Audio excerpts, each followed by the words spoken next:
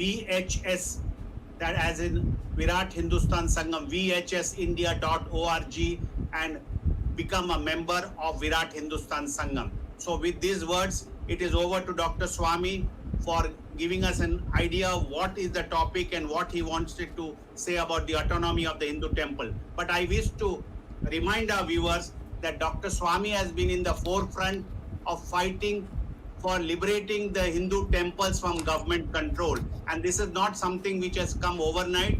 Over the decades, he has been fighting many numerous PILs, whether it was the Nataraja temple of Chidambaram town versus the state government there, and which went to the Supreme Court, whether it was the Tirupati temple pillars gold plating issue, whether it was the Kerala temple issue of Devasanam issue, or numerous other issues. Dr. Sawmy has been in the forefront.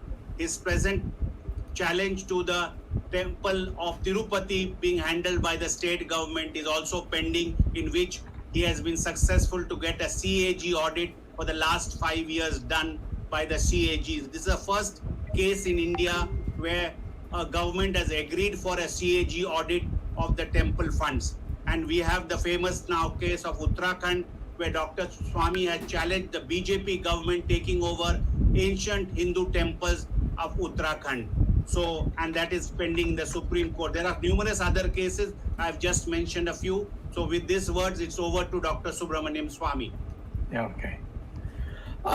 Thank you, Jagdish, and welcome to our latecomer, Ramesh Swamy. Sorry, man. It was the time zone difference. I forgot, so I thought it was still another hour away. Sorry about it.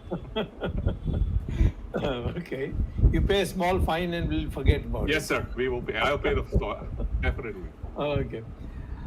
Well, Jagdish, thank you very much for this very important topic, and I think it's going to be one of the big topics of the Hindutva platform. And I think there's a lot of confusion as to what the status of temples is and how to go about it. So I'll begin by saying that in the Constitution, which is now is like a Manu Smriti or Yajnavalkya Smriti, it's a code for behavior, and in the Constitution, freedom of religion, and in particular temples, appears in two very distinct places. And I say this, I'm drawing this because during the Ram Janmabhoomi case, it was stuck between whose property it is. The Hindu trustees said it's our property, and the Muslim Waqf board said it's our property. And then they were talking about adverse possession and time factor and the usual things that you fight for your house or your property.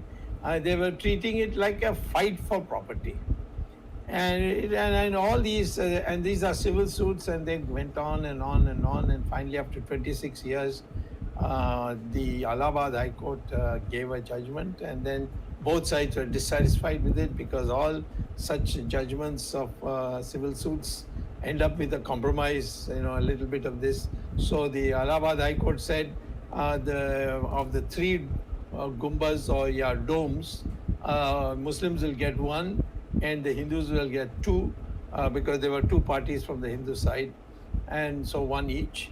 And nobody was satisfied, so they came to the Supreme Court. In the Supreme Court, it languished for 7 years and nothing happened. And finally, Ashok Singhal, quite upset of it because his whole life revolved around it, he called a press conference and all the office bearers of the VHP and announced, to my shock, that because I was not involved in the Ram Janmabhoomi matter till then, to my shock, he announced that in his lifetime he is not going to see the temple being built. So he is handing over the charge to me, and particularly because I had saved Ram Setu when everybody else had failed, and I had come in a petition, and I was able to persuade the court to give a stay and finally won the case. So based on that, he had this conference and he said it. So that's how I got in, and that's how I started studying the problem. Otherwise, I was only peripherally interested in the issue of temples. Now, of course, it's widespread. Now I'm also on Kashi Vishwanath and the Krishna temple. So let me start, therefore, by putting the facts as they are, and that is the freedom of religion. We start with what I call as the preamble of the Constitution. What is the preamble of the Constitution? It says, "We, the people of India, having solemnly resolved to constitute India into a sovereign democratic republic," which Ms. Gandhi later in the emergency amended it to say sovereign socialist secular democratic republic. But when India became free and the constitution was adopted, both these two words, socialist and secular, is not there. I have a petition pending in the Supreme Court, which will come up as soon as this corona thing goes, and we go back to normal activity in the Supreme Court. I will be able to strike down both these as illegally introduced by Mrs. Gandhi, and we'll be back to the 1949 position when the Constitution was completed, and 1950 when it was adopted. So what it says is that we resolved to constitute India into a democratic republic to secure for all its citizens justice, liberty, equality, fraternity. And in the liberty, there says liberty of thought, expression, belief, faith, and worship. So faith and worship is part of liberty. And then you can go on further on and see that that has been translated into a fundamental right, and that is under Article 25 and 26. And what does Article 25 and 26 say? Article 25 says, it says freedom, the title is freedom of conscience and free profession, practice and propagation of religion. So you have freedom to propagate your religion, but it is subject to conditions. And one of those conditions, you must not by your religious practice disturb public order.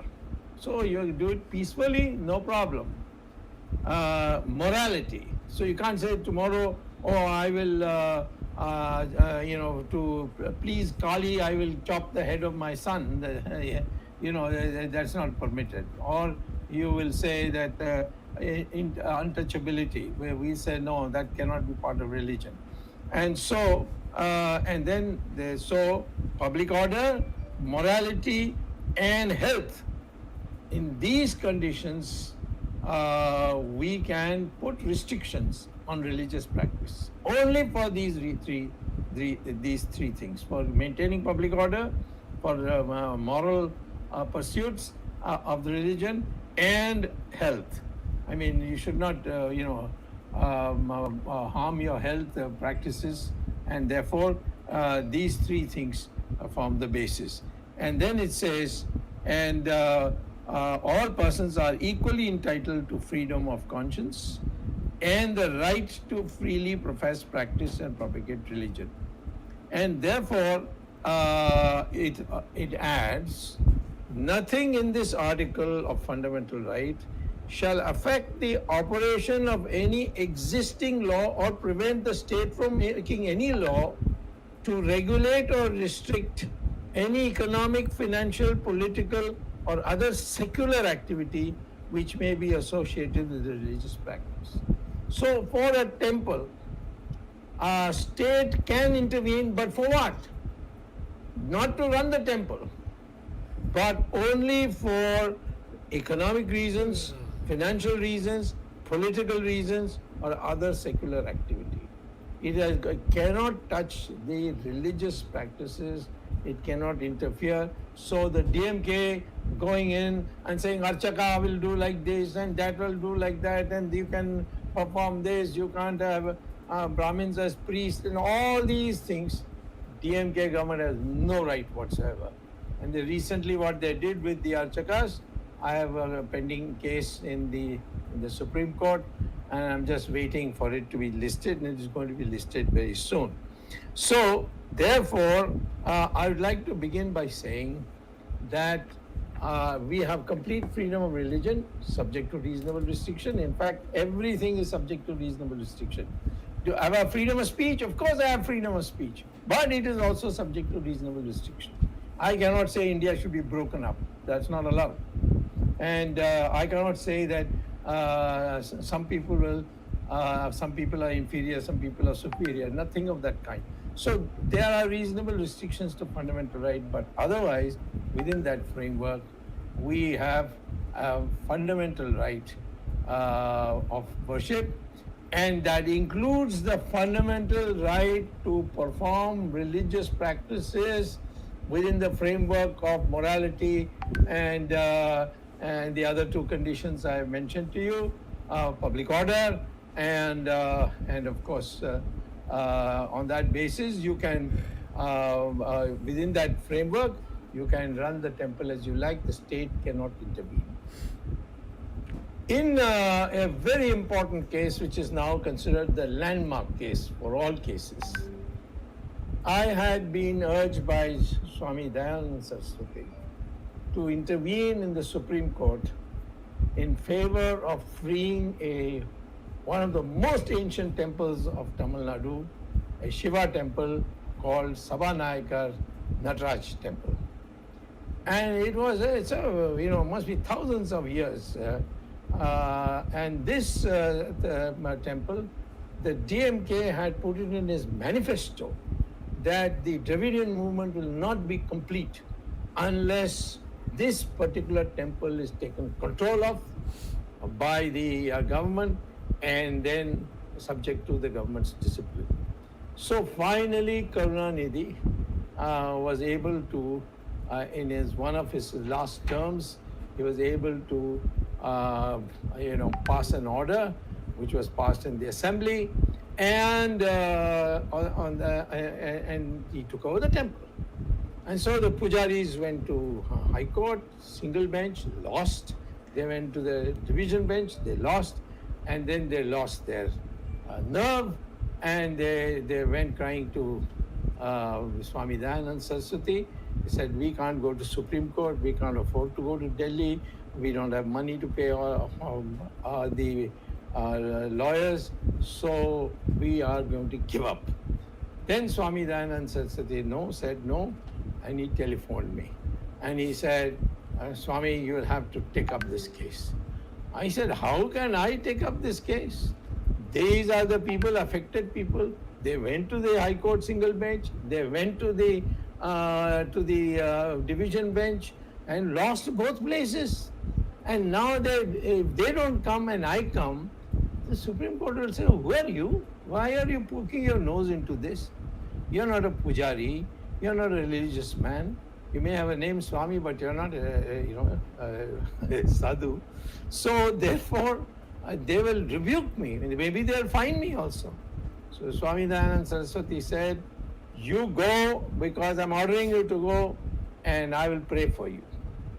And lo and behold, this Dayananda Saraswati, who's no more, I regret very much, I don't know what he did. And when I went to the Supreme Court, there were two judges. One was a Muslim and the other was a Christian. And when I saw this, I said, my God, where has Swami Dayananda Saraswati put me in? And I started arguing. And they immediately said, yes, you have a point.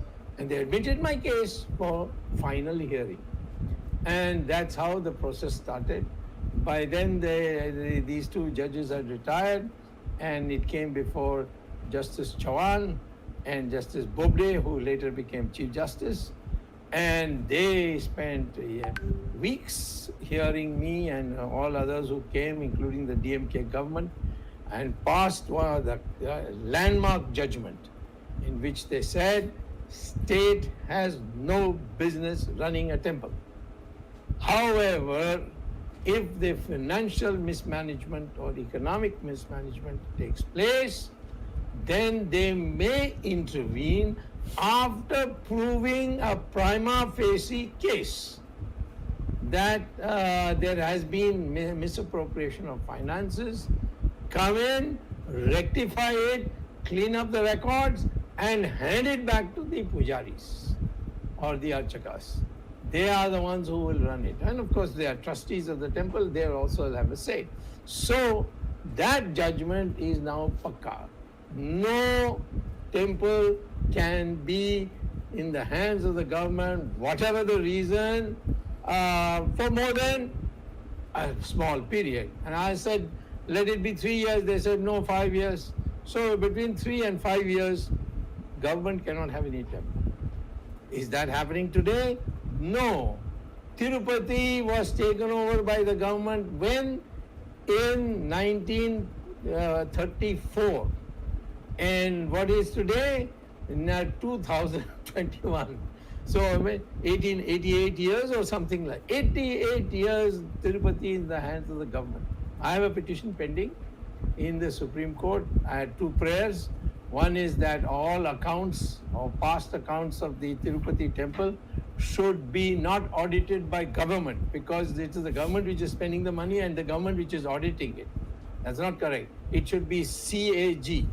And I'm happy to say, although the followers of Chandrababu Naidu don't like my saying it, Jagan, who's now the chief minister, whom they all falsely go on saying he's a Christian fanatic and all that, but he told me, we will go to court and say, yes, this prayer of Swami, that it should be audited by CAG, we will agree. And so by consent order, that has been agreed. Now I have got one more prayer left, and that is Tirupati should be freed. But here I have a problem which is there for all temples all over India. The court asked me, you please tell us, if we free this from government control, who is going to manage it? And I was stumped. Yes, it's true. How do I do that? And simultaneously I was trying to free the Padmanabha Swami temple in Kerala, along with my colleague Mohan Das, who prepared the brief and all that and did all the research. And I went to argue, and the court was convinced, and they said, all right, Dr. Swami, just tell us who does this go to. I mean, if you remove the government from control, who will run the temple? So I said this temple was set up by the Maharaja of Travancore. His descendants are known to me. Monu Nalapat, many of you have heard, he's come in our program. His wife is the princess of Travancore, and her brother is now the king. And so I said, you hand it back to them. So the court said, we can't do that, because in 1971, Mrs. Gandhi derecognized all Rajas and Ranis. So I said, but that was a breach of faith, because Sardar Patel had told them they can continue to get privy purses from the government, and they can maintain their title of Raja and Rani and their successions, provided you merge your kingdom into India. You know how many kingdoms there were at that time? 600. And of that, Sardar Patel, by sheer dint of work, which spoiled his health and he died afterwards, but Sardar Patel was able to get 500 merged into India. And had we not merged those, India would have been like a mothball-eaten coat. You see, hole here, hole here, hole here. And Pakistan would have been more united than India would have been. And so we were saved a major catastrophe, except for Kashmir, which Jawaharlal Nehru said he will manage it, and he made a mess of it, and he made a mess of many other things. But poor Sardar Patel was not able, except Sardar Patel did only one thing. he ordered the army to go and throw the Pakistanis out who had invaded, and therefore the Raja had agreed to merge his state with India. But Jawaharlal Nehru brought in Article 370, this thing, that thing, and kept all the thing in dispute. And now slowly, after BJP has come, we have been, dismantling that. But let me say that today there are 4 lakh temples in the hands of the government. Its finances are being looted.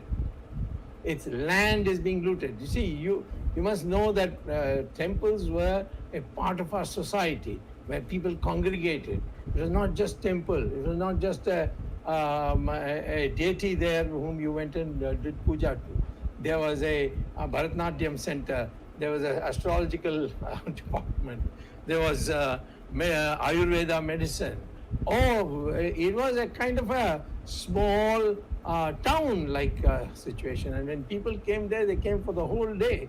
And this is why we are today venerating the temples.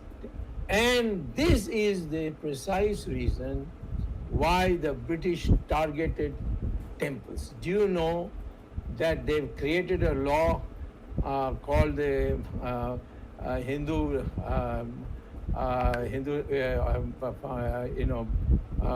temples for Hindu temples, but they have not. The British did not set up a law for Islam, for masjids, waqf boards, none of that, nor for churches. Now this is a shocking thing, and after independence we have not done it. BJP has also not done it. We have not touched a single masjid or a church, but temples they are doing. In fact, even BJP, I don't know what has happened to them. They went and nationalized, government took over 52 temples of Uttarakhand.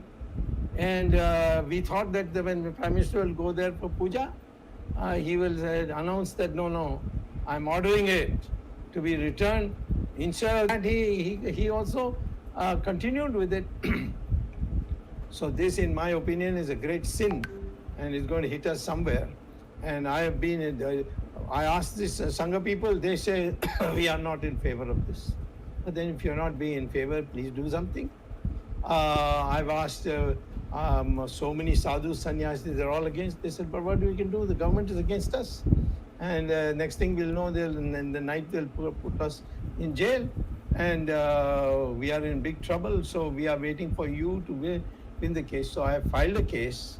Only thing I achieved when I filed it in the Uttarakhand High Court was that the judge said, this is too big a case for me, but I will do one thing, that the treasury of each of these temples will not be transferred to the chief minister. According to the law they made, the chief minister, whoever is the chief minister at that time, he will become the custodian of the treasury of the temple. That was very dangerous. And so he ruled that out. And now I've gone to Supreme Court saying that even the physical possession should be handed over. So now let me come back and say, what does this all mean? This means that a temple has to be free. Why was this law introduced?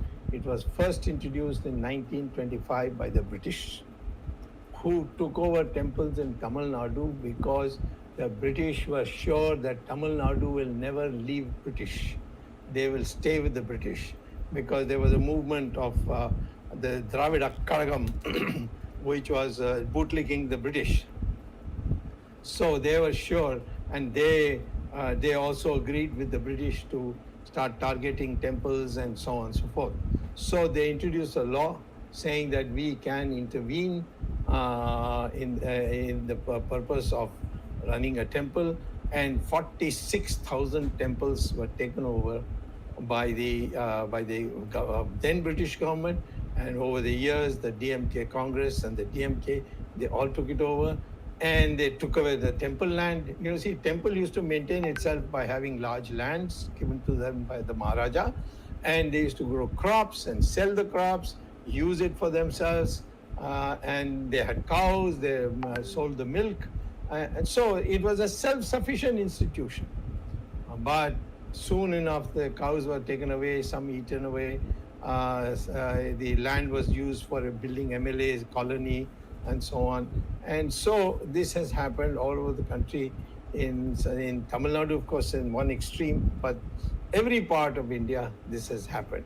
So what is today the problem that we are facing? During the Islamic rule, at least 40,000 temples were demolished. Maybe more, but I have counted 40,000. And I asked Ashok Singhal, please tell me, are we to liberate all these 40,000 and give it back, give it back to those people who we may find who will be the original trustees and so on, all this problem?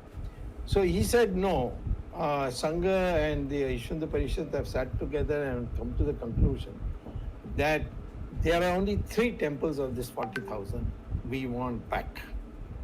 And of course, we hope that the Muslims will cooperate, and otherwise they will go back to 40,000. So I said, which 3? They said Ram Janmabhoomi Temple.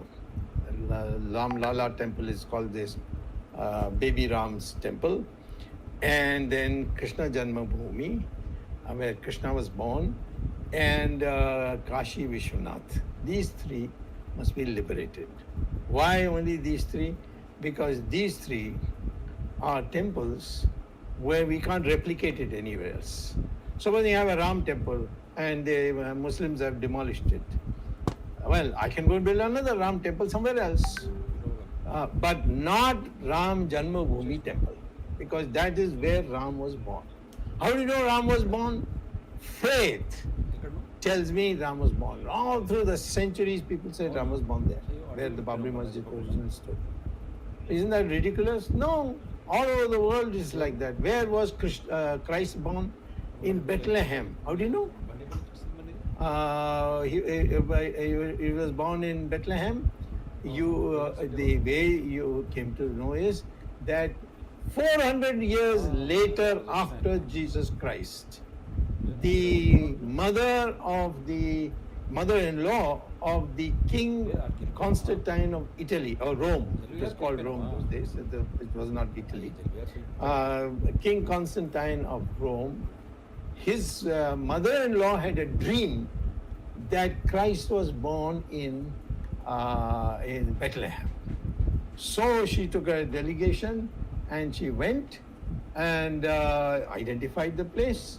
And everybody asked her, how do you know this is it?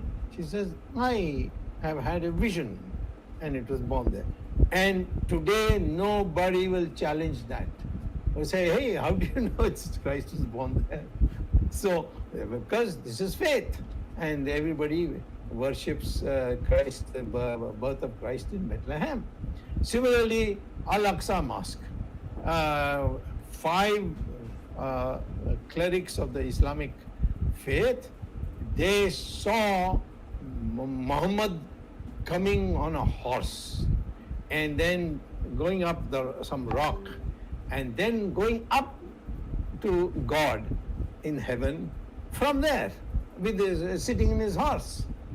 And therefore that rock is sacred. So that there they built a masjid by demolishing a Jewish temple, and the fight is today, the Israelis say, give us back our original Solomon temple, and they say, no, this is where Muhammad went to heaven. So faith, the fight is going on. So all over the world, this faith is accepted. So our faith is Ram was born there. And everybody believes that Ram was born in Ayodhya. Guru Nanak believes that Ram was born in Ayodhya. Tulsidas believes that Ram was born in Ayodhya there. And Ramayana itself says that Ram was born in Ayodhya. Not that exact spot, but born in Ayodhya. But everybody believes it. And all over after the Muslims came and demolished the temple, people have continued to go from a distance. They have been, praying to Ram Lala from a distance because they can't go near there, otherwise they will be killed, so on and so forth. So therefore, this was faith, and it is on this faith I argued before the Supreme Court. Earlier on, these parties, both the Hindu parties and the Muslim parties, they were arguing whose property it is, who was the trustee, and what is his claim, who was the Waqf board, what was their claim. So there's just a property dispute. And for 7 years, the Supreme Court would not touch this this case. 7 years it did not touch. Finally, Ashok Singhal told me, held a press conference and told press conference, I don't think in my lifetime I'm going to see that. So please, like Ram Setu, you saved Ram Setu. Please do this. Even when I'm gone, I want the temple to be built and you must take it up. So I didn't know how to get in because these two parties didn't want to let me in. They said, who is he? How is he? He's got no property. He has no interest. He was not a trustee. How is he? So they tried to keep me out. So I came by another route and I said, I as a Hindu believe that Ram was born there and I must pray there, and therefore I'm a party. I've been denied that for so many centuries.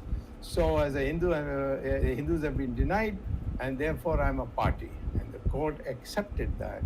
On that basis, after 7 years, the proceedings started, and ultimately we won on that basis. And there I proved also that on a basis of a earlier judgment of the Supreme Court, that a masjid is only a place to read namaz. And namaz can be read anywhere. It can be read in your bedroom, in your living room, on the road, in the airport, anywhere namaz can be. Just put a chadar and start reading namaz. So therefore there is no sacred place. A masjid is a place for congregation. It's like a place where you all meet together and read namaz together. Otherwise alone you can read anywhere. So I said masjid is not an essential part of Islamic religion, and it is a place for prayer. You can pray there. It's a convenient place, but it's not an essential place. Some people filed a case recently, so I just went to Assam to dispose of that case. I'm sure I'm going to win that case. So you'll hear in 1 week's time. And in fact, it became clear in the argument that the Muslim parties who were trying to send me to jail on it, with the help of some people in my own party in Delhi, they wanted me in. But anyway, that's all gone. Because I proved that the Supreme Court has already held that masjid is not an essential part of Islamic religion. It can be shifted. If you go to Google and you type masjids demolished or mosques demolished by Saudi Arabian government, you'll get a list, long list, maybe 200 masjids, which the Saudi Arabian has broken to create hostels, sometimes in Makkah to place accommodation for more people. They have demolished them masjids. Even a masjid built by on the direction of Muhammad, they demolished in Makkah, and saying that it's just a building for reading namaz. Turkey has built demolished masjids for building highways, and the president of Turkey, who's now a dictator, he said, well, you see, highways are more important than masjids. You can build a masjid anywhere. We are building it in another place. So that is one aspect. What's happening in other places is the temples are being looted. It was being looted in Tirupati. In Tirupati, I have filed a case. First, when Chandrababu Naidu was there, at that time, and after when YSR was there, what was happening is that the government appointed Tirumala Tirupati Devasthanam Board, which was the managing board, where it was all politicians, all kinds of people who had nothing to do with building the temple or a trustee of a temple. They were put in the board, and that money that came, huge amount of money came in Tirupati. They misused it. Some gave it for Hajj, some gave it for this, somebody gave that. Government salaries, all the bureaucrats appointed to manage the administration of the Tirupati temple, they got huge amount of money. So I went on this, and one issue I got was that the Tirupati Tirumala Devasthanam board decided to gold plate Tirupati and make it into a golden temple. I said, this is not your business. This is the business of the pujaris. If they want to do it, I will not object. But you can't do it. I went to court and won the case. But today I am at a situation where, having got the consent of the Andhra government to have CAG audit the accounts of the last 5 years, which means all Chandrababu Naidu period the things will come out, and now no one will dare with CBI, with the CAG auditing, which no other temple in India has. But I think all temples in India must have CAG auditing if the government is in it. But ultimately the government must go. And we have got that order from the Supreme Court, but no government is obeying it. And so we are in this situation where, first of all, the autonomy of Hindu temple is destroyed by government entering on a long-term basis. If there is a mismanagement of the finances, then please, or in stealing of the land or something, which has got nothing to do with worship, then the government can come, set it right, hand it back. That is the way it should be done, and that is something that we have to abide by. But the question becomes that why only the temples? Do you think that there's no mismanagement of money and all that in Waqf boards? You think there's no mismanagement in churches? Why this question? Why is this the question there, that only temples will be taken over?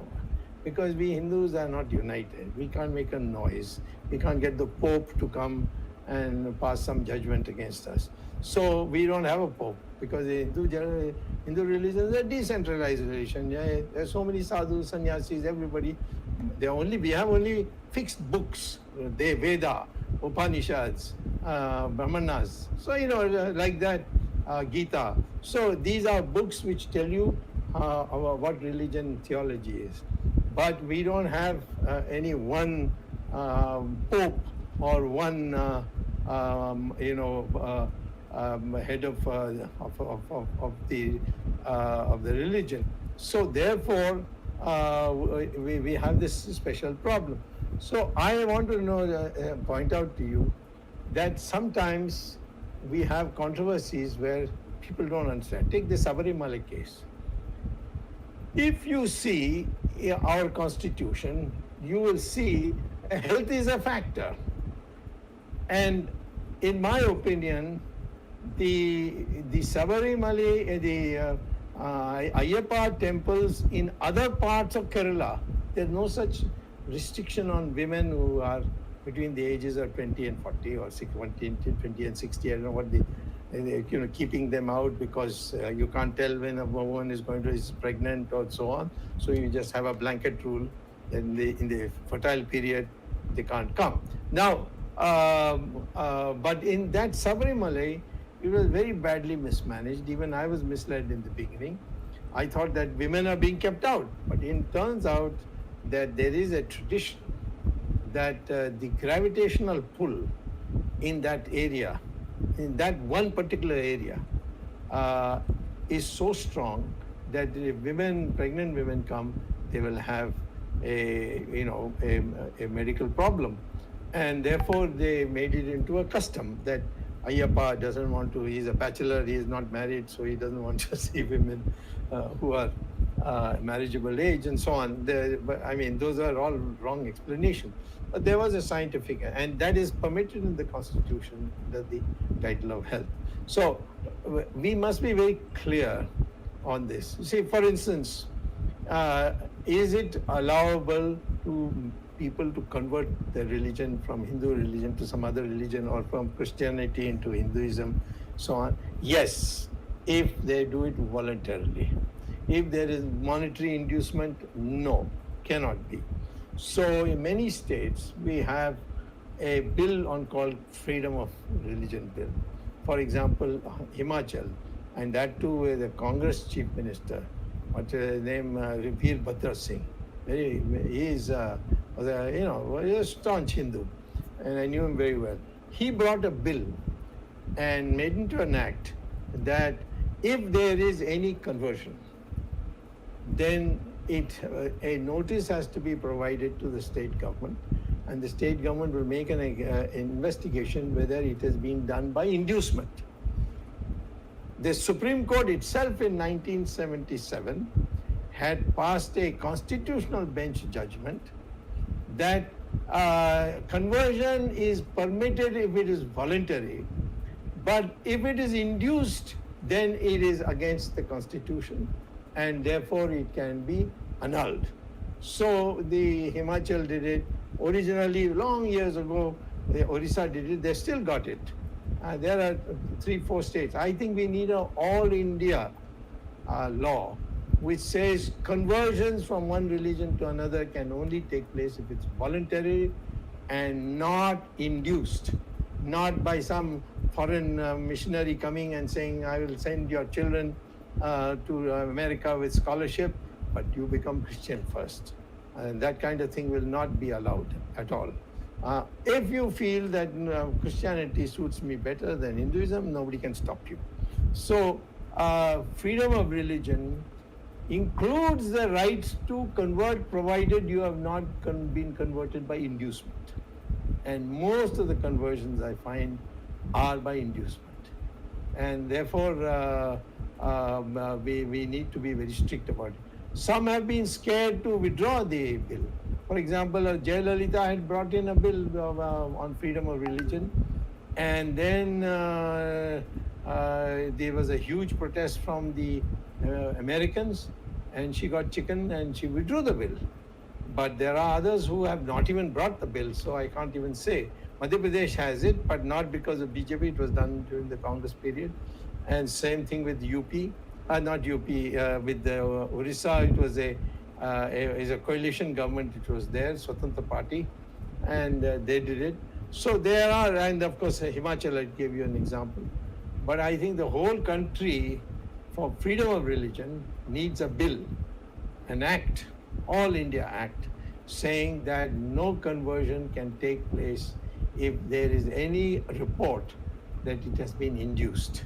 So, that is very, very important for us in this country, particularly since, we have many religions here. Hinduism is not proselytizing, but Islam is, and Christianity is, and they believe in proselytizing by any means. And this we cannot allow in our country. So one important thing we have to do. As far as the autonomy of temple is concerned, let me say very clearly that this is something which must come. We must free all the temples. But the sadhus, the Shankaracharyas, and all the prominent sadhus like Shri Ravi Shankar and Ramdev, etc., they must all come together in a conference and say to the governments, hand over all the temples to us. We will find suitable owners. Because today the government can hand over, but to whom? And for instance, in Tirupati, there's somebody called Hathiram Trust or something. They said we had it in 1983, but that Hathiram is not this Hathiram. So therefore, we couldn't go ahead with it. I told you in the case of Kerala, the Padmanabha Swami temple, the court said who? I said the the Maharaja of Travancore, who's still there. So the court said, but we have de-recognized them. Indira Gandhi de-recognized them in 1971. So how can we recognize them as Rajas? I said, but they are still regarded as Rajas. The public regards them. He said, no, that's not correct. We will not agree. So I've come to the Supreme Court on that, and hopefully the Supreme Court will, clear the matter up. Second is, let us know that freedom of religion includes not debasing any other religion. There is a famous case of the leader of the DK called E.V. Ramaswamy Naikar, whom his followers call him as Periyar, means the big man. This person, he was, of course, he was a terrific fighter. Single-handedly, he fought the upper classes who were dominating the society, and enabled all the backward classes to come up. But they were having come up, the backward classes have gone wild, and now we are back to the situation where again the conflict is there. But one day he felt that this Hindu religion is a dangerous religion. And the British also felt that same way. So the British financed him. He was openly for the British. On 15th August 1947, he went to the governor's residence and prayed to him, please don't leave India. You go from every other part of India, but not Tamil Nadu. Tamil Nadu is we want to be ruled by you British. So that is a kind of psychophancy or slavish mentality he had. But he, one day, in order to demonstrate that all this Hindu religion is all hocus pocus, he went to a shop and bought a Ganapati made out of clay. And he brought it there, held a public meeting, and took the Ganapati like that, and they hit it on the floor, it broke into pieces. You see? He says, what, the Ganapati? I have broken it into pieces, nothing has happened to me. So somebody filed a case, and it went to the Supreme Court. And the Supreme Court, E.V. Ramaswamy Naikar said, I paid for it. It was my property. I destroyed my own property. How can anybody object? So then the court said, even if you had bought it, it is the Ganapati idol you brought is the vast masses of our people believe that this is holy and it should not be broken, you should not put your feet on it and all that. So this belief you have violated. So there is a section, if you go to the if you go to the Indian Penal Code, you will find section 295, which says that you have committed a crime, a hate crime, if you do anything which a large number of religious people feel has been an insult to them. So it's a very, very strong, law. So therefore, today, to somebody, the DMK government is fooling around with the Archakas. They are hitting them, beating them. They are cutting their punals, their geneos. So all this they cannot do under the law. But unfortunately, the pujaris don't know the law, and the rest of the society is all very pussycat type in Tamil Nadu. So they are not doing anything, and I can't go everywhere. I've done it in one or two cases, and these people have run away. But the fact is, like for instance, Sabha nobody wanted to touch it. All the Tamil lawyers came after I went in. But before that, nobody wanted to come. So there's so much fear that violence will be used against them. So therefore, I think the society has to unite and say that we Hindus, we will collect together and become one and not allow ourselves to be divided. How are you divided?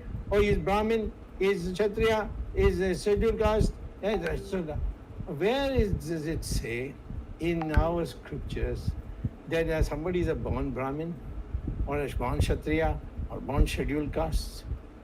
There is no place. Bhagavan Krishna in Gita says in 3 different places that this Varna Ashrama division is not based on birth. Krishna's own words in Gita, in three different places, he's telling Arjuna, it is your gunas which will decide. If you are a person who's a jnani, who's devoted all his life to acquiring knowledge, and a tyagi, therefore you're not greedy about property and all that. That's why Brahmins used to beg for their food, and it was considered great privilege for anyone to give them their begging, because the Brahmins never were allowed to earn or make money. And third is, he is a sahasi, that is, he is a nirbhay. He is not afraid of anybody. If you see a Brahmin who's a coward, then he is not a Brahmin. First of all, nobody is a Brahmin by birth. Nobody is a Kshatriya by birth. In fact, you can be born with your parents being Kshatriya and you becoming a Brahmin. For instance, Vishwamitra was born in a Kshatriya family, but he became Maharishi. What about Vedvyasa? His mother was a fisherwoman. What about Kalidasa? He was a Vanvasi. He was in the forest cutting wood and selling it to make a living before he got transformed. Similarly, Valmiki, he was a Dalit. And so if somebody were to ask me, was Dr. Ambedkar a Dalit? I'll say no, he was a Brahmin. Why? Because he was a Jnani, he was a Tyagi, and he was not afraid of anybody. He was a Sahasi, so he qualified. Jawaharlal Nehru is not a Brahmin because he was not a Jnani, and he was certainly not a Tyagi. If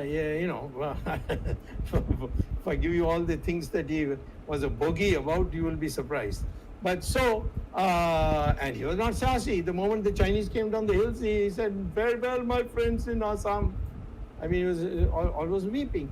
So, therefore, first of all, we are Hindus first, without doubt, all equal Hindus.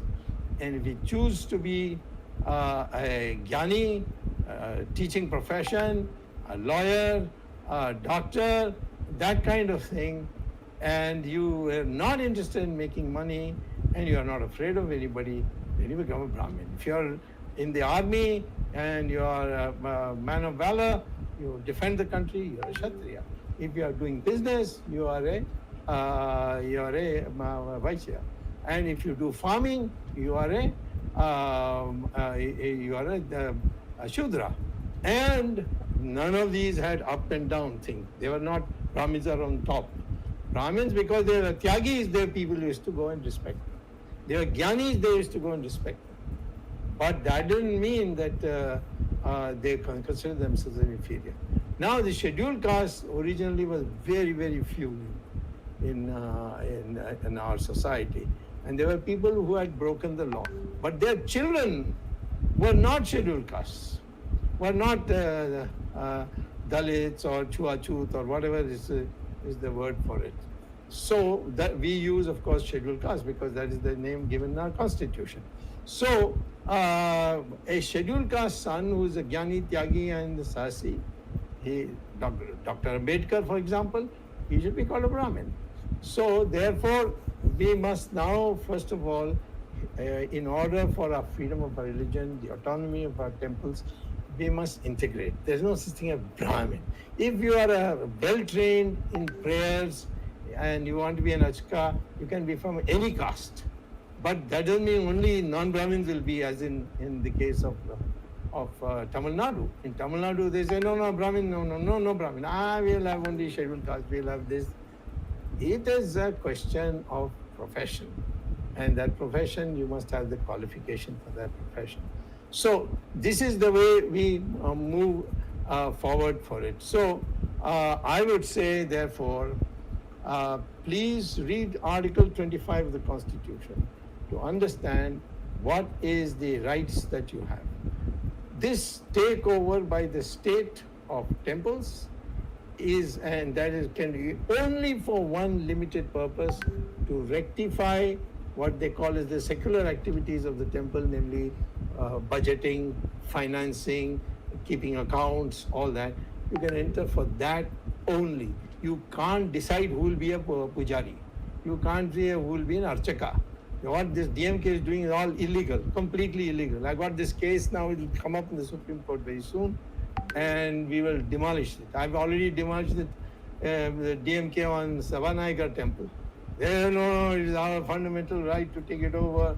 This is property of the poor and this and that. I told Karunanidhi, Karunanidhi incidentally was a good friend of mine, because we never agreed on anything, but we were good friends. We used to meet and talk and joke and so on. And I told him, you will regret this. And he did, and he didn't live very long after that.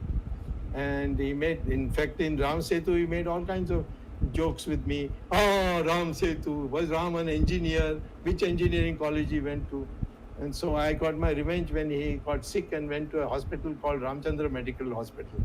And I said, oh, Ramchandra ji has got MBBS, how about that? So I wrote him, make sure that he's got an MBBS. So this is the kind of debasement of Hindu religion which is deliberately done, which was an idea of the British. So put all together, I have literally exceeded my time in a big way. I'll conclude by saying that temples are a place for worship. Temples are a place for meeting fellow believers, and temples are a place for doing holy things like marriages, conducting marriages, teaching Bharatnatyam, etc., etc. So temples are a cultural center plus a core religious center, and we must make sure that government doesn't lay its filthy hands on it. And there are 4 lakh temples in government hands. All of them should be freed as early as possible. I had hoped that the BJP government would do it. Unfortunately, the BJP government also has developed Zamindar mentality as seen by Uttarakhand.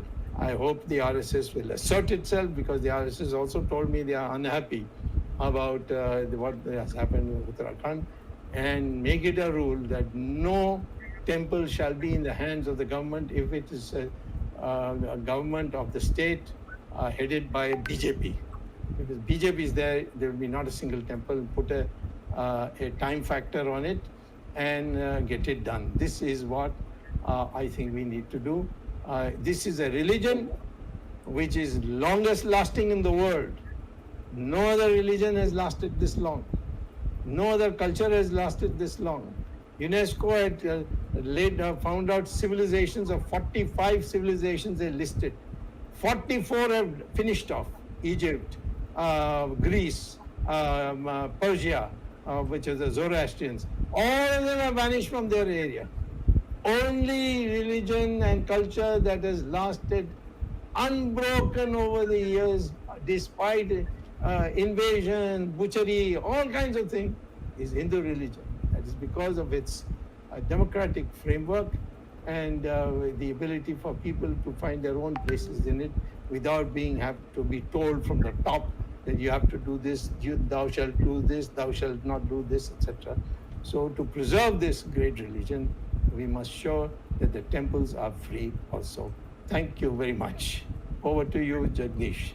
Doctor Swami, बहुत सारे हमारे देखने वाले सुनने वाले लोग हिंदी भाषी है, तो आप अगर शॉर्ट में ये कह सकते हैं कि हिंदू मंदिरों के बारे में जो सरकार लेती है, इसके बारे में कुछ आप चंद शब्दों में हमारे हिंदी भाषियों के लिए अगर आप बताएं तो 5 मिनट में कह दूंगा। पहली बात मैं ये कहनी चाहता हूँ कि जो मैंने एक याचिका पेश की थी सुप्रीम कोर्ट में, और उसकी जो निर्णय आई थी 2014 में सुप्रीम कोर्ट ने, वो एक तमिलनाडु के एक मंदिर को लिया गया अपने हाथों में, टीएमके सरकार ने लिया था, उसको छुड़वा दिया था।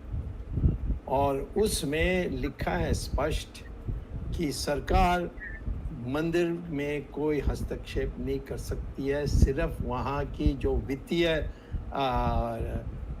मामला है उसमें कोई गड़बड़ी है तो पहले सिद्ध करना पड़ेगा कि ये गड़बड़ी हुई है, और सिद्ध होने के बाद उस टेम्पल में जाकर उसके जो कागज़ आते हैं, जो ये जो दस्तावेज़ हैं, उसको लेकर उसको ठीक करके फिर वापस कर देना चाहिए 4-5 साल के अंदर। ये निर्णय हुआ, इसका अमान्य हो रहा है, इसको लागू नहीं की जा रही है। तो मैं ये कहता हूँ कि ये है। दूसरा है कि जो भी टेम्पल 4-5 साल से ज़्यादा है, उसको तुरंत वापस कर देना चाहिए। जो उस समय के ट्रस्टीज़ थे, जो इस मंदिर को चलाते थे, पूरा उसको सारे जो अकाउंट्स हैं, ये सारी कर देना चाहिए। तो हमारे देश में 4 लाख मंदिर हैं जो सरकार के अधीन हैं, सरकार के नियंत्रण में हैं। एक भी मस्जिद नहीं है, एक भी चर्च भी नहीं है। सिर्फ हिंदुओं के मंदिर ही सरकार के हाथ में है। ये अंग्रेज़ों ने शुरू किया था। क्यों शुरू किया था? क्योंकि मंदिर के इर्द-गिर्द में लोग इकट्ठे होते थे, वहाँ चर्चा करते थे, वहाँ भरतनाट्यम देखने के जाते थे, वहाँ अपने जन्मपत्री देखने के लिए जाते थे, शादी विवाह करने के लिए जाते थे। तो एक समुदाय जैसे वो एक जगह थी, और उस समुदाय में हमारी देश की आज़ादी भी बात करने लगे। स्वतंत्र कैसे ला सकते हैं? आप जानते हैं कि वंदे मातरम आई, वो तो मंदिर के रास्ते से आई थी। अरविंदो मंदिर के रास्ते उन्होंने सबको प्रोत्साहित किया था। तो हमारी जो परंपरा रही है, मंदिर जो है, ये हमारी समाज की एक सांस्कृतिक, एक सामाजिक और एक धार्मिक स्थल है। और इसमें इसको ख़त्म करने के लिए अंग्रेज़ों ने ये शुरू किया। उन्होंने मस्जिद को नहीं छुआ, उन्होंने चर्च को नहीं छुआ, सिर्फ इसको छुआ, और हम इसको अभी भी इसको कर रहे हैं। तो इसको जो भी मस्जिद, जो भी मंदिर सरकार के हाथ में 4 साल से ज़्यादा है, उसको छुड़वाना चाहिए। खेत की बात है कि बीजेपी ने अभी उत्तराखंड में बिल्कुल उल्टा काम किया है। उसमें उसको खंडन करना चाहिए, और राष्ट्रीय स्वयंसेवक संघ अपने अनुशासन की जो ब्रह्मास्त्र है, उसको उपयोग करके बीजेपी से उसको विवश करना चाहिए कि वो मंदिरों को छोड़ दें। तो ये है। और मैं ये कहता हूँ कि हमारी जो संविधान है, उसके अंतर्गत हमारे जो धर्म है या उपासना पद्धति है, इसके लिए पूरा मूलभूत अधिकार है। लेकिन मूलभूत अधिकार हमारे संविधान में अंकुश लग सकती है यदि वो राष्ट्रहित के लिए आवश्यकता है, वो कौन सा राष्ट्रहित के लिए आपको उसका विवरण देना होगा, या किसी और के धर्म पर हस्तक्षेप कर रही है, तो इस प्रकार से। परंतु मूलतः हमें पूरा मूलभूत अधिकार है हमारे जो धर्म है उसकी पालन करने के लिए, हमारी जो उपासना पद्धति है उसकी रक्षा करने के लिए। तो इसीलिए हमारे जो यानी सबसे अटूट संस्कृति हिंदू धर्म के आधार पर आधारित है, और इसकी रक्षा करना हमारी दायित्व है। और इसीलिए इस दृष्टि से हमने अपनी विचारों रखी। धन्यवाद। Arvind, you have any? Unmute yourself. Dr. Sawmy, I think today's your the 40 minutes talk is one of the best discourse on this temple issue, and everyone who is a Hindu and who feels emotional about the ownership of Hindu deities and temples and properties will be fully convinced that there is a need to decontrol the temples. Now the question is, who will do it? Naturally, it has to come from the political forces. We have the people who are leading the political parties. Majority of them are Hindus, because 83% of the country is Hindu. Whether you talk of Mamata Banerjee, you talk of Naveen Patnaik, you talk of Akhilesh Yadav, you talk of Mayawati, you talk of anybody, or you talk of BJP leaders, they are all Hindus, the top of them. Now the question is, these people who are named except the BJP, will they ever raise this issue about Hindu temples? Because they are having an eye on the Muslim vote bank. Therefore, this issue they will never take up. Now the question is BJP. BJP has been in power for about 13 years in this country. Exclusive power, including 6 years of Atal Bihari Ji, who was called Hindu Hriday Samrat. Then we have Adarniya Narendra Modi Ji, who has been there for 7 years with lot of promises in the manifesto of BJP about the freedom of religion and the control of temples. And you are, I mean, who can deny that you have taken the cudgel? You have fought for the recent takeover of Uttarakhand. Now the Devasthan board in Uttarakhand. Not only that, Jagdish gave example of your fight in Tamil Nadu, Chidambara temple, and Tirupati also. Now the question is, who will do it? Number one. My second question, only you can answer. Second question is, how can we unite Hindus to have one organization, and that organization says so and so will control this temple, or so and so a group of people will control the temple. For example, we have institution of Shankaracharyas. These Shankaracharyas are also divided. Some of the Shankaracharyas are called Congress agent.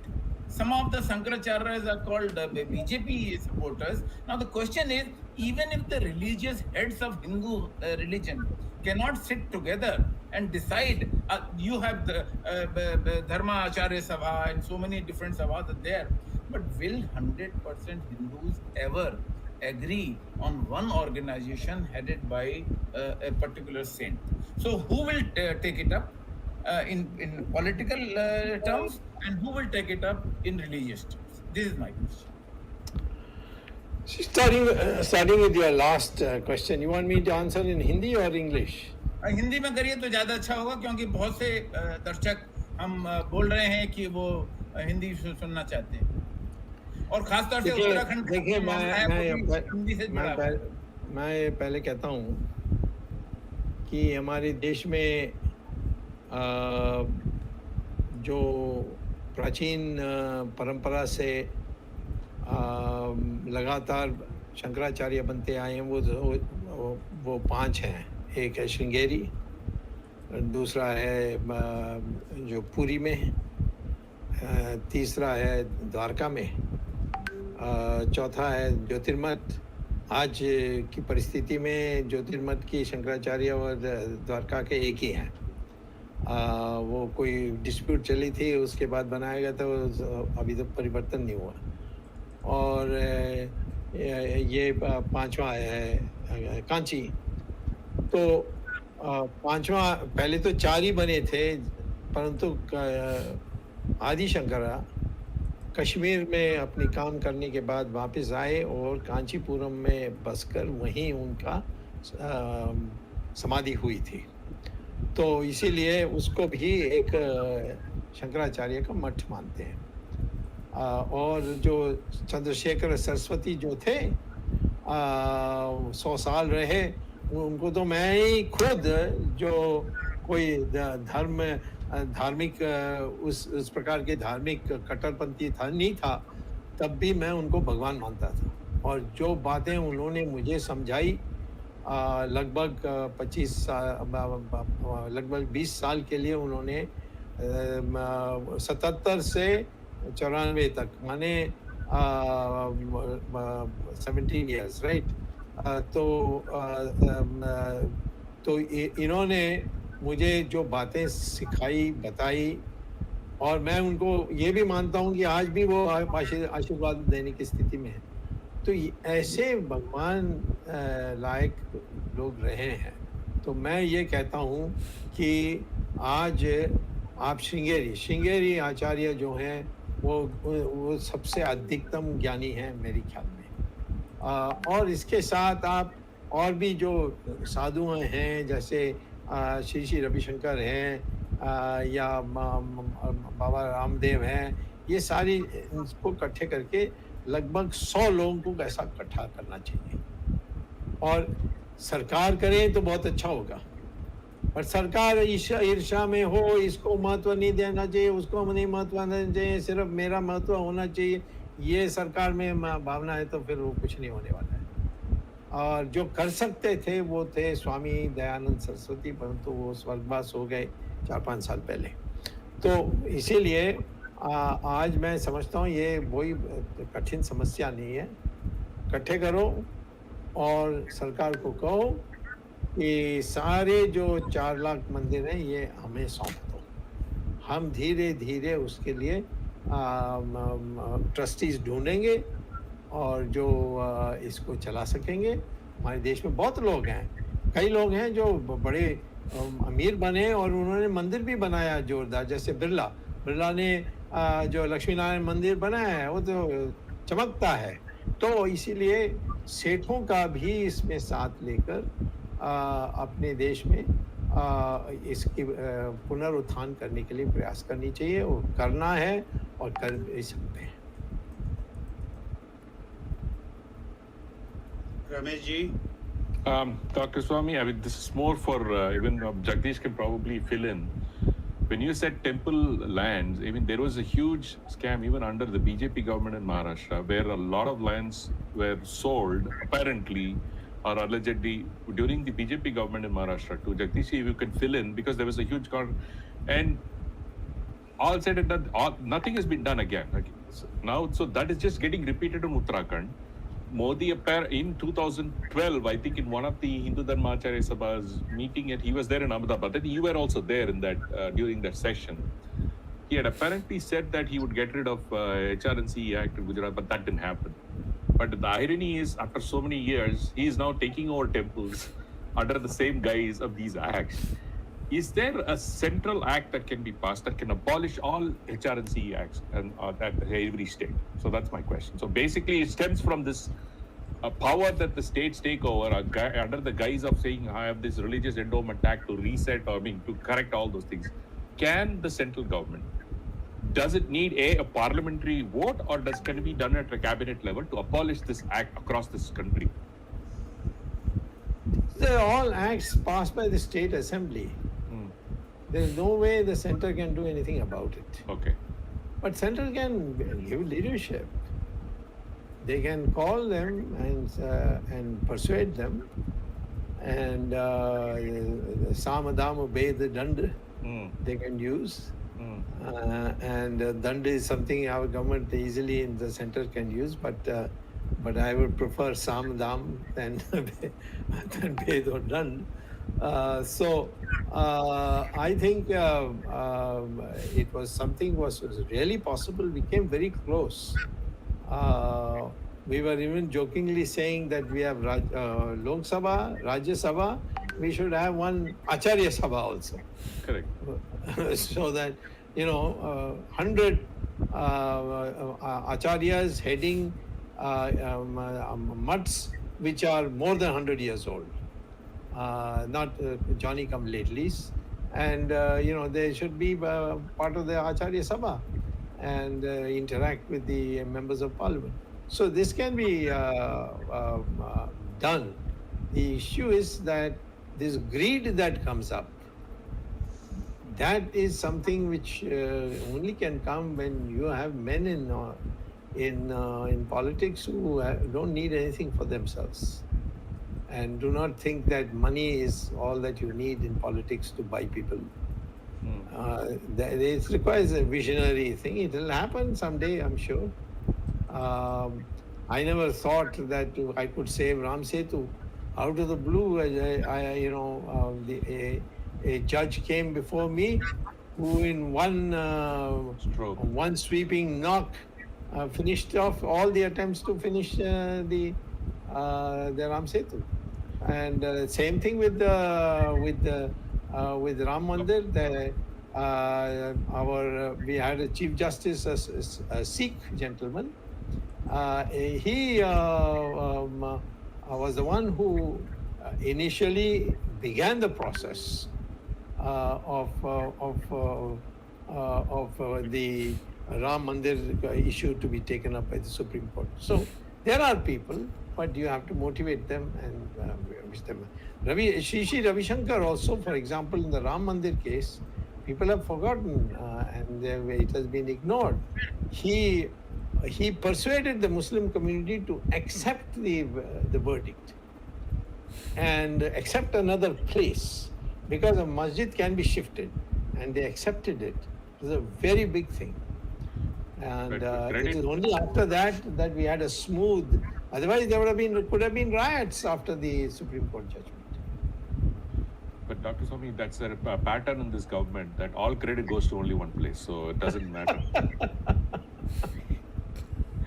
So, but one other thing, Dr. Sawmy, you raised this issue saying that if the temples are freed from the HRNC, who do they give it to? But like you also mentioned later, each temple has a sampradaya, right? It has a tradition or it has a set of people. So, based on this Hindu Dharmacharya, which you have expounded, this Sabha can create the sampradayas and hand over the temple governance, because it's more democratic than what it is today. Today it's pure autocracy. I mean, complete nonsense under the guise of government. They're just taking over temples and usurping land, using away all the gold.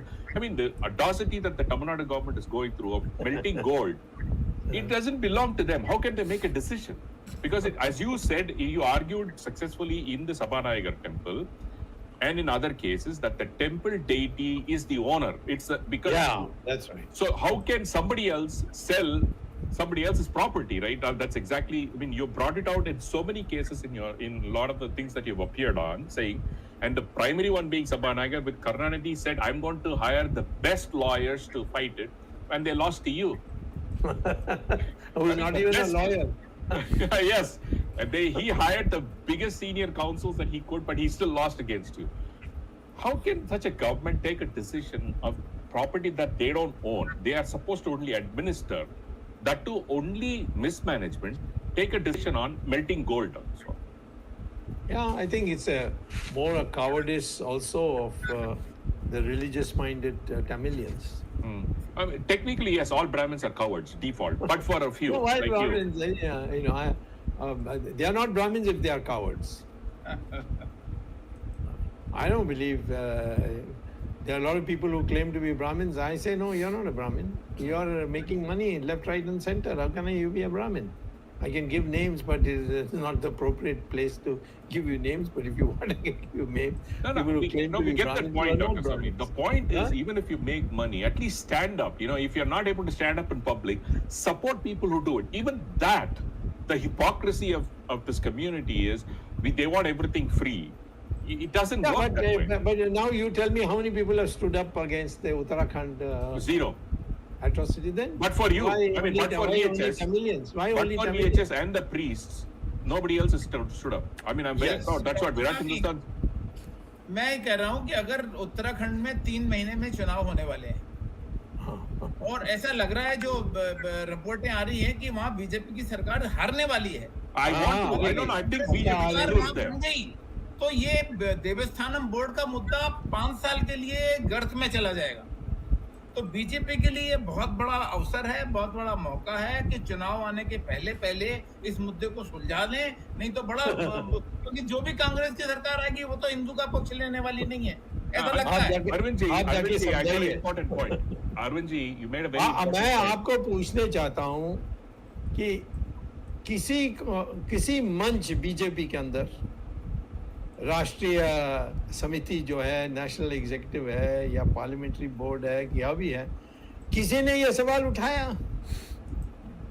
किसी ने नहीं उठाया। Entire party ऊपर से नीचे जो यानी MP हैं या कोई कमेटी के मेंबर हैं, एक ही ने उठाया, वो मैं हूँ, और मुझे ही उन्होंने उतार दिया। Dr. Sawmy, and one important point, Arvind ji, one important point. I just want to bring what you just mentioned and what Dr. Sawmy had warned us before. This new HRNC Accord Endowment Act in Uttarakhand gives unfettered powers to somebody, the chairman. And now you're going to hand that over to a Congressee after you lose the election. What a stupid idea to bring this act. Now you're going to hand over that entire power. If Congress comes there, what's going to happen to those temples? It will be looted to nothing. The short-sightedness, exactly. The short-sightedness and stupidity of the BJP government in Uttarakhand to bring this act, I want it to lose. Then only they'll learn a lesson. No, I'm saying there's another big danger. If a man like Rawat, who was earlier a chief minister, he was a member of parliament also, if he becomes chief minister, he will withdraw the act. Harish Rawat. Then where will we be? So I think that will be a much more long-term damage than the Congress coming and also sharing the loot. So anyway, these are things that beyond our control. So I've left it actually. Somebody must get up and say no, this is not allowed. Doctor Swami, मैं पूछना चाहता हूं कि राष्ट्रीय स्वयंसेवक संघ क्यों इस मुद्दे को नहीं उठा रहा? अब पता नहीं, उनका तो स्टाइल पब्लिकली बोलने का तो नहीं है, तो प्राइवेटली जरूर कहा होगा, बट बीजेपी सुने ना तो फिर क्या करेंगे? इसी फिर कायाकल्प तो नहीं कर सकते हैं ना, क्योंकि कोई ऐसी कदम नहीं उठाना है जिससे कांग्रेस को वापस आने के लिए मौका मिल जाए। तो जरूर कुछ करेंगे। मैं तो जो मेरी बातें होते रहती है उससे लगता है कि पहली बार मैंने देखा है ये क्रोध आई है इसमें। और अब वो वाजपेयी के काल में भी क्रोध था। जो उस समय के सरसंघ चालक थे वो मुझे कहते थे चुनाव आने तो हम दिखा देंगे वाजपेयी को, और फिर बट उसके बाद तो और बुरा हो गया, सोनिया गांधी आ गई। सो इसीलिए मैं ये कहता हूँ कि इसका कोई रास्ता ढूंढना चाहिए, नहीं तो हम पाप कर रहे हैं, और हम पाप करेंगे तो हमें फिर उसकी कर्म को भुगतना पड़ेगा। You're right, Dr. Sawmy, because especially Bholenath, we have seen what destruction he can create. Yes. So we have to be very clear, and if you make mistakes like these, it's just. And as I said recently, even the ex-chief minister, when he went there, the people sent him back. They said, no, you can't. Yeah. Kedarnath, they said, get back, get out. We are not allowing you. Yeah. Luckily, the prime minister, when he went there, they were about to do the same protest, but somehow or the other, they kind of reconciled. But he should know that even at 10 people, the priests, if they stick their mind to it, if you mess around with these temples, this is what you're going to get. All the image that you've built over the past 7 years can go tomorrow. Yeah. Right. Arvind? Okay, we can continue. Dr. Swami, ये एक मुद्दा है, जो मुद्दा जब तक इस मुद्दे का हल नहीं निकलेगा, तब तक ये मुद्दा हमारे हिंदू मन को उद्वेलित करता रहेगा। हमें ये बात चुभती है कि आपने इतनी सिंसियरिटी से, आपने इतनी गंभीरता से इस मामले को उठाया है, परंतु आज की जो सरकार है उस मामले को सुन रही है और सारे हिंदुओं की अनदेखी कर रही है। ये एक बहुत बड़ा पाप है, और जैसा कि रमेश ने कहा कि जरूर भोलेनाथ इसका श्राप देंगे, और श्राप का भागी उन लोगों को बनना पड़ेगा जिन लोगों का हाथ मंदिर के सरकारीकरण में है। और ये मैं एक बार फिर कहना चाहता हूँ, मैं और जगदीश और हम लोग बात करेंगे आगे, कि आज का जो आपका भाषण है, आज का जो आपका संभाषण रहा है, इसको हम सभी भारतीय भाषाओं में अनुवाद करेंगे और सारे हिंदू समाज के बीच में इस मुद्दे को लेके जाएंगे और बताएंगे कि यदि डॉक्टर स्वामी की बात इस मुद्दे पर सुनी जाएगी तभी इस मामले में कोई सलूशन निकलेगा या हल निकलेगा। और हम आरएसएस के लोगों से, भारतीय जनता पार्टी के लोगों से और दूसरी राजनीतिक पार्टियों के लोगों से जो हिंदू हैं या हिंदू हित की बात सोचते भी हैं या जनेऊ कोट के ऊपर भले ही धारण करते हैं, लेकिन वो जनेऊ दिखाना चाहते हैं और अपना गोत्र बताना चाहते हैं, उनको भी बताते हैं कि इस मुद्दे को हिंदू हित में जरूर उठाना चाहिए। आज का भाषण आपका जन जन तक पहुंचाने का हम प्रयास करेंगे। This is the only way we can have a public debate on this, and the public can be provoked to raise this issue politically also. Thank you very much, Dr. Swamy, for bringing the issue to the table, and thank you, Ramesh, and thank you, Jagdish Shetty ji, and thanks the technical team led by Ashish, Ishwar Iyer, Gadgi Rakesh, Tejas Swaminathan and Vishal Mehta. This issue will certainly be taking up, we will be taking up, Virat Hindustan Sangha will take up this issue in a very big way and try to provide some kind of political solution also. Thank you, Dr. Swamy. We will be meeting again next Sunday, 8 p.m. with another issue